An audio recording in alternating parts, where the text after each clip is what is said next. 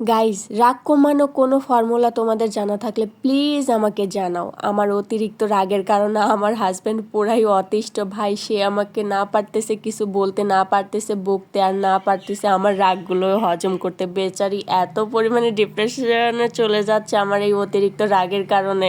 জানি না কয়দিন যাবত আমার কি হয়েছে, আমি কেন এত পরিমাণে রেগে থাকতেছি বা মেজাজ খিটখিটে হয়ে আছে কেন সেটাও বুঝতেছি না। আমার ভালো কথাও সহ্য হচ্ছে না, আর খারাপ কথা তো দূরের বিষয়।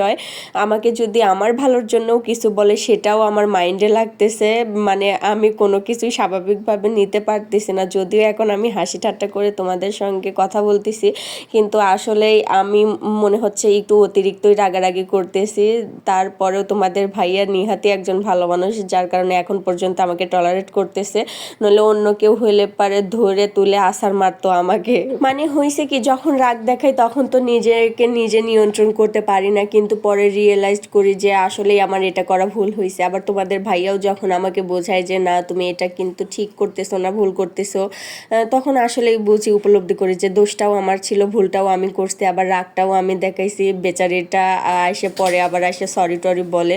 ঠান্ডা মাথা হইলে পর মানে সে পড়ে গেছে প্যারায়, ভুল না করে দোষ না করেও ঝাড়ি খাচ্ছে, আবার সরিও সে বলতেছে। এরকম একটা বিষয়ের মধ্যে পড়ে গেছে সে।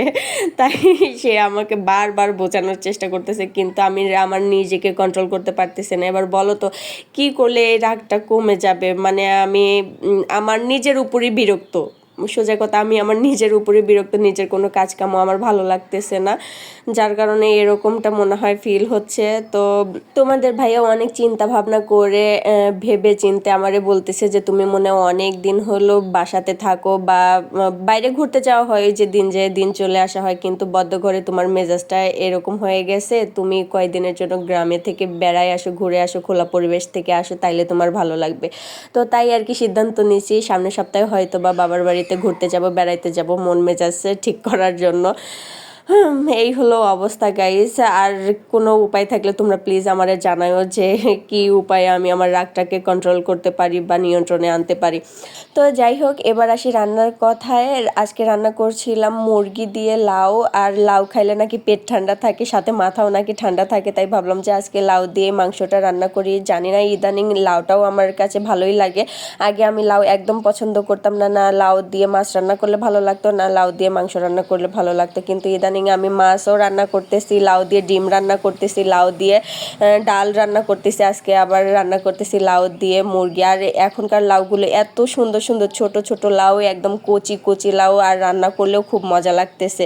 মানে আমার রুচির পরিবর্তন হয়েছে গাইজ।